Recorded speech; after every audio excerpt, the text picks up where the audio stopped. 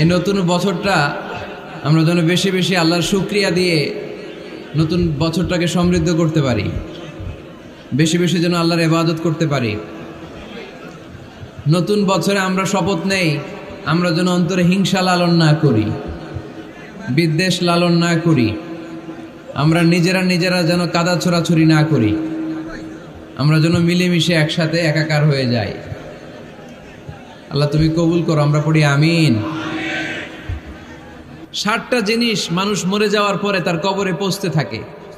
ইন্না মিম্মা ইয়ালহাকুল মুমিন মিন হাসানাতিহি বা'দা মাউতিহি, মানুষ মরে যাওয়ার পরেও যে 60টা জিনিস তার কবরে পৌঁছায় তার মধ্যে একটা হচ্ছে মসজিদান বানাহু, সে যে মসজিদ বানিয়ে গিয়েছে ওই মসজিদের সওয়াব। সুবহানাল্লাহ পড়েন।